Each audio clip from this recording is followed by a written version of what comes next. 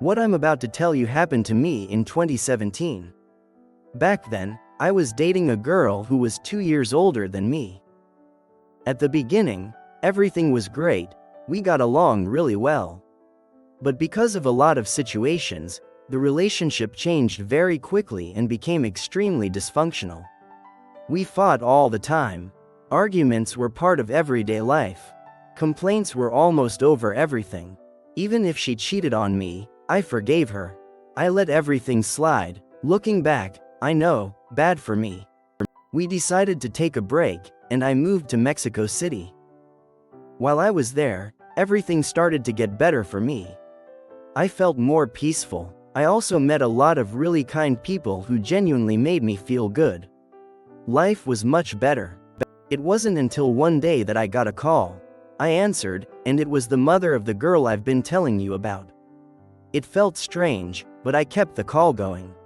She sounded sad, at least that's how I perceived it, and told me her daughter had an accident. I didn't even ask what kind. All I wanted to know was whether she was okay. She told me yes. She was stable, but at the same time it was serious. Then she asked me to go see her as soon as possible. So I went back. I watched her recover, and things had changed. We hadn't argued or anything. It only took about 2 days after I arrived for me to start living with her. And yes, everything stayed very good. It was beautiful between the two of us.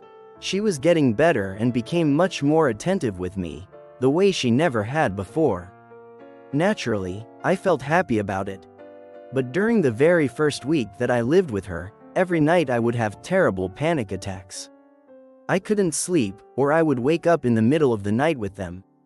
I didn't know why, but I was terrified of sleeping, more than I can explain. She and I lived upstairs in her mother's house. In those endless nights, full of those horrible feelings, I also started to see shadows moving outside the bedroom. Especially one shadow, wearing a hat, a very dark figure of a man. It would just walk around as if it wanted me to notice it during my sleeplessness. At first, I thought it was just my mind, but it only made everything worse.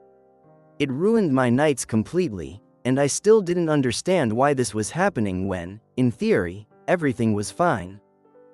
I started gaining weight. My hands and feet began to swell a lot. I noticed it myself right away.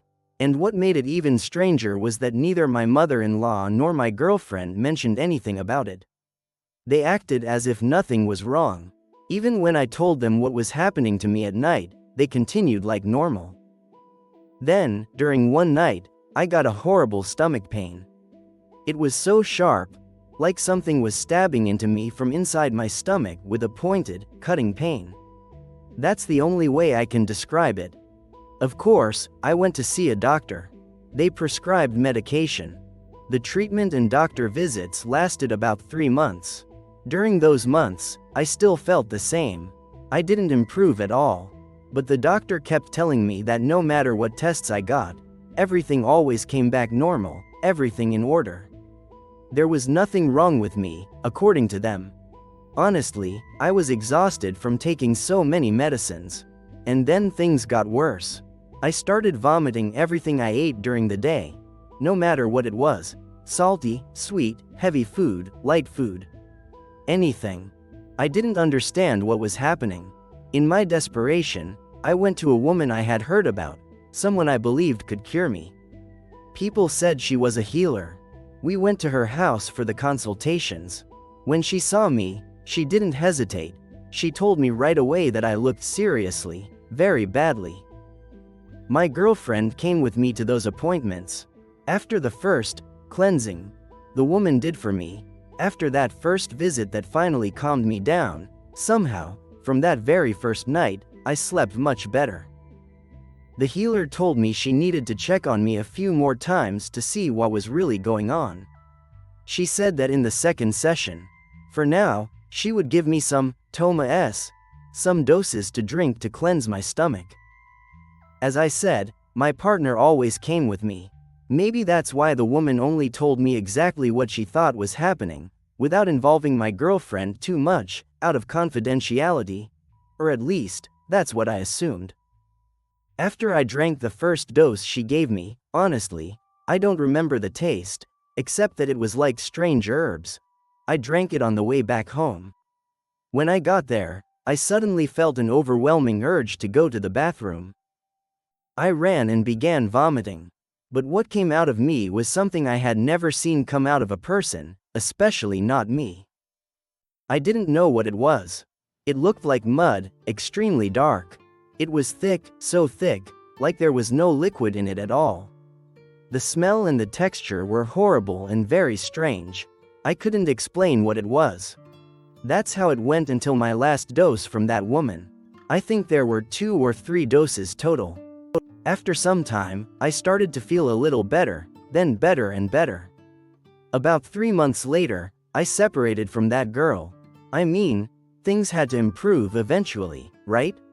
Once I felt physically much better, I went to thank the healer who had done those cleansings for me. She saw me and was very happy to see I was better. Then she started telling me that she had always been careful about what she said in front of that girl. She didn't want my girlfriend to realize that she knew what my ex had done to me. That was why she never asked us to talk privately. She told me that the first priority back then was my well-being.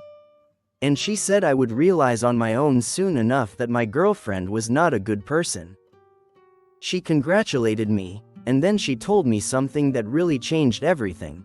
She said I had been harmed by something, done to me through my hair or through one of my belongings. She explained that those people, my ex and her mother, had gone to a witch or sorcerer from a nearby town. And, besides whatever they did, that person gave them a jawbone, or skull bone, to put into my food afterward. That's how, she said, I started getting so sick. She also told me that if I had delayed going for the first cleansing, I probably wouldn't be alive right now, telling you this. Today I'm much better, nothing like before. But that person tried to come back and look for me again. Of course, now I wouldn't allow something like that to happen to me again.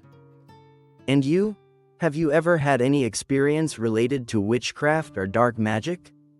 If you have, don't hesitate to write to us through the Facebook page or the email address we usually leave in the description or in the pinned comment.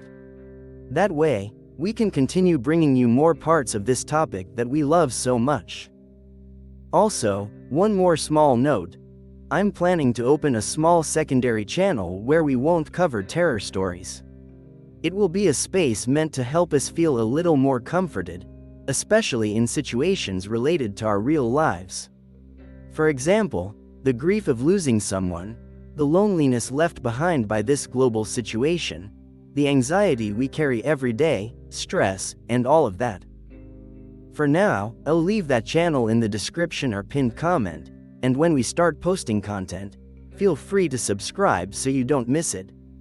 And you can also share there what you've been going through, those moments or situations that cause you discomfort or pain. If that place helps you too, then it will be yours as well. Thank you for all the care and support you've given to this channel. Thank you for bringing it to where it is now, and for sharing this October with me. Without anything else to add, I send you a strong hug. See you in the next video. Good night.